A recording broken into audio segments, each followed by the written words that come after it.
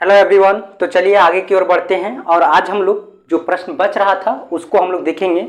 जैसा कि previous lecture में हम लोग जो है वो एक्सरसाइज 3.2 को कर रहे थे और उसमें हम लोग कुछ प्रश्न को छोड़े थे। आज हम लोग आगे की ओर कंटिन्यू करेंगे। ये है आपका एक्सरसाइज 3.2 का जो है वो प्रश्न नंबर 3 का बी। ठीक है, आज हम लोग देखेंगे प्रश्न नंबर 3 का जो बी है वो क्या बोल रहा है। देखिए, बोल रहा है दो संपूरक कोणों में बड़ा कोण छोटे कोण से जो है वो 18 डिग्री अधिक है। ठीक है, क्या है? 18 डिग्री जो है वो अधिक है।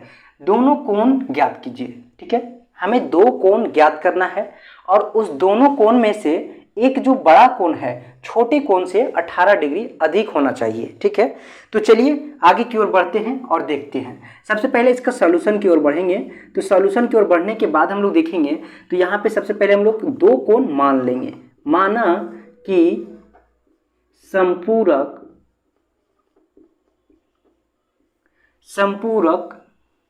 दो संपूरक, ठीक है, दो, माना कि दो संपूरक कोणों में एक कोण x है और दूसरा कोण जो है क्या है? y होगा। ठीक है, तो इस प्रकार से हम लोग जो है दो कोण मान लिए हैं, x और y इक्वल होगा यहाँ पे x और y। ठीक है, तो यहाँ पे जो है वो बोल रहा है कि एक कोण जो है, ठीक है, यानी कि दो संपूरक कोण है, उसमें से एक जो बड़ा कोण है वो छोटे कोण से जो है वो 18 डिग्री अधिक है। मतलब एक जो है वो बड़ा है, ठीक है, छोटे कोण से 18 डिग्री अधिक है।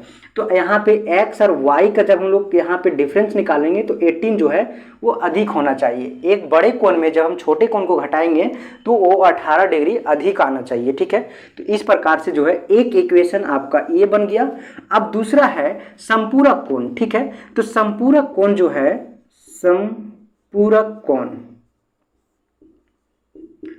वो होता है 180 डिग्री। ठीक है, संपूरक कोण इज इक्वल होता है 180 डिग्री। ठीक है, तो इससे हमें ये पता चल रहा है कि दोनों कोणों को जब जोड़ेंगे तो ये जो है 180 डिग्री आना चाहिए। ठीक है, क्योंकि यहाँ पे बोला दो संपूरक कोणों, ठीक है, यानी दो संपूरक कोणों यानी मतलब दो कोण को जोड़ने के बाद एक जो है वो संपूरक कोण जो है बन रहा है। उनमें से जो है बड़ा कोण छोटे कोण से 18 डिग्री अधिक है, यानी कि ये 18 डिग्री अधिक है। लेकिन जब हम लोग x और प्लस y करेंगे तो इक्वल आएगा 180 डिग्री और इस प्रकार से ये जो है वो दूसरा समीकरण आप लोग को मिल गया। तो हमें दो रेखिक समीकरण युग्म जो है वो प्राप्त हो चुका है। अब हम लोग आगे की ओर बढ़ेंगे और एक एक करके जो है वो दोनों को सिंप्लीफाई करेंगे प्रतिस्थापन विधि से। ठीक है, और इससे हम लोग जो है x और y का मान निकालेंगे, जिससे हमें एक एक कोण जो है, एक कोण और दूसरा कोण प्राप्त हो जाएगा। ठीक है, तो चलिए देखते हैं यहाँ पे क्या होगा। ठीक है, यहाँ पे पहला जो है, इससे जो है पहला समीकरण लेते हैं, समीकरण 1 से। ठीक है, समीकरण 1 से x minus y equal 18 degree और x इज इक्वल जो है 18 डिग्री माइनस प्लस y होगा। ठीक है, अब हम लोग यहाँ पे जो है ये x का भी मान निकला हुआ है। ठीक है, इसे हम लोग जो है वो समीकरण 2 में पुट करेंगे। ठीक है, तो x का मान समीकरण 2 में रखने पर, ठीक है, समीकरण 2 में रखने पर क्या मिलेगा हम लोग को? यहाँ पे जो है 18 degree plus y equal 180 degree. ठीक है, तो यहाँ पे जो है वो 18 डिग्री, ठीक है, ये 18 डिग्री उधर चला जाएगा तो 2y प्लस प्लस जो है प्लस y 2y हो जाएगा और वहाँ पे 180 डिग्री माइनस 18 डिग्री और यहाँ पे जो है वो इक्वल क्या आएगा?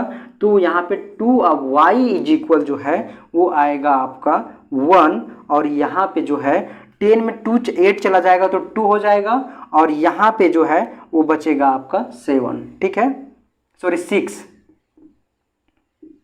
ठीक है, तो इस प्रकार से ये हुआ। अब y इज इक्वल हम लोग निकालेंगे तो 162/2 हो जाएगा और y इज इक्वल जो है वो यहाँ से कैंसिल होके आ जाएगा आपका यहाँ पे 8 और 1 81। ठीक है, 81। अब हम लोग इस 81 को जो है वो हम लोग समीकरण जो है 1 में रखेंगे। y का मान समीकरण 1 में, ठीक है, समीकरण 1 में रखने पर, ठीक है, तो यहाँ पे समीकरण 1 क्या है, x minus Y equal 18 degree, ठीक है। तो यहाँ पे x माइनस 81 और इक्वल जो है वो 80 आएगा, ठीक है। तो 18 डिग्री यहाँ पे y डिग्री कितना निकला, y निकला 81 डिग्री, ठीक है। तो यहाँ पे जो है x इज इक्वल जो होगा 18 डिग्री और प्लस 81 डिग्री, ठीक है। तो x इज इक्वल जो है वो हो जाएगा आपका यहाँ पे 99 यानी 99 डिग्री, ठीक है। तो यहाँ पे इस प्रकार से जो है x और y का मान निकल गया, ठीक है। x और y का मान निकल गया और आप लोग इसमें जो है देख सकते हैं कि जब हम लोग जो है वो इसमें अगर हम लोग जो है यहाँ पे x का वैल्यू पुट करेंगे और वहाँ पे y का वैल्यू पुट करेंगे तो दोनों सेट इक्वल आएगा। ये हम प्रीवियस के लेक्चर में भी बताए थे कि अगर आप लोग जो वेरिएबल का मान निकला है x y जो चर है उसका मान निकला है, अगर उस मान से आप लोग सेटिस्फाई नहीं है तो यहाँ पे आप लोग पुट करके देखिए, ठीक है। पुट कीजिएगा तो आप लोग को जो है पता चल जाएगा, ठीक है। जैसे ही यहाँ पे हम लोग 99 में 81 को माइनस करेंगे तो 18 हम लोग को प्राप्त हो जाएगा, ठीक है।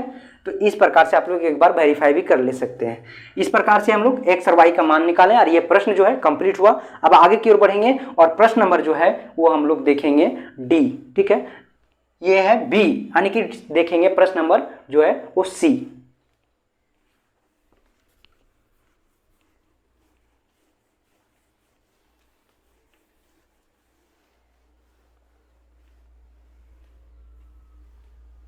अब हम लोग आगे की ओर बढ़ेंगे और प्रश्न नंबर सी को देखेंगे।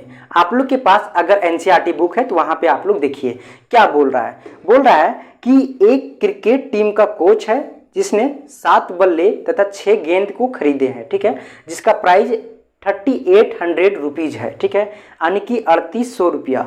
उसके बाद जो है उसने 3 बल्ले और 5 गेंद जो है वो 1750 रुपया में खरीदे, यानी कि एक बार जब खरीदा तो उस टाइम 7 बल्ले थे और 6 गेंद थे, उसका 3800 रुपया प्राइस था।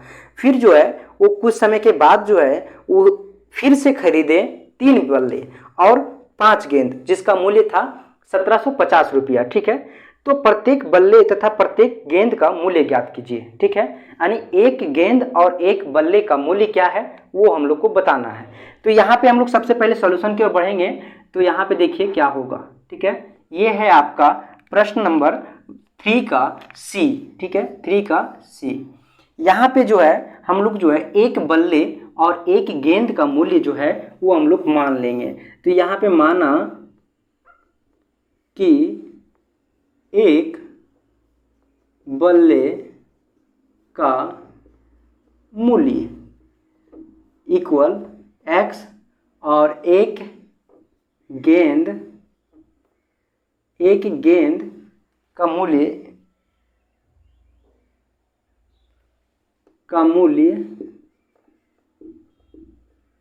y है, ठीक है।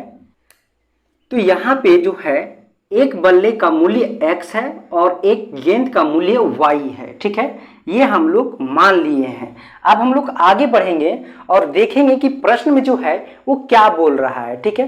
प्रश्न में देखिए, प्रश्न में बोल रहा है आपका कि 7 बल्ले, ठीक है, जो कोच है वो 7 बल्ले को खरीदा है और 7 बल्ले प्लस जो है वो कितना है 6 गेंद, ठीक है, 6 गेंद, 6 गेंद है और 7 बल्ले का जो मूल्य है वो 3800 रुपीज है, ठीक है, यानी 3800 रुपया है। तो यहाँ पे जो बल्ले का मूल्य जो है हम लोग एक बल्ला का मूल्य जो है यहाँ पे x माने हैं, तो यहाँ पे जो है वो 7 इंटू एक्स हो जाएगा और यहाँ पे 6y इंटू वाई हो जाएगा, इक्वल जो है वो 3800 हो जाएगा, ठीक है।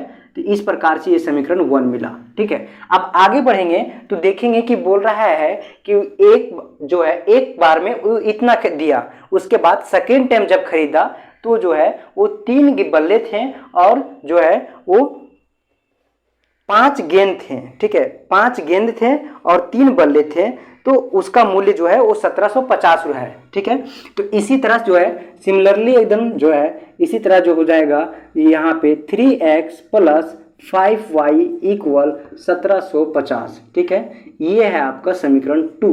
तो यहाँ पे जो है वो 2 इक्वेशन मिल गया है, ठीक है। और इस 2 इक्वेशन को प्रतिस्थापन विधि से सॉल्व करेंगे, हल करेंगे और एक्स वाई का मान प्राप्त करेंगे। जो होगा हमारा एक्स वाई का मान वही होगा आपका एक बल्ले का मूल्य और एक गेंद का मूल्य। तो आगे जो है वो आप लोग खुद कीजिएगा, आगे जो है आगे का जो सॉल्यूशन है वो आप लोग स्वयं कीजिए, ठीक है, ताकि जो है आप लोग का कैलकुलेशन जो है अच्छा हो और जो है वो आप लोग का कॉन्सेप्ट भी क्लियर हो।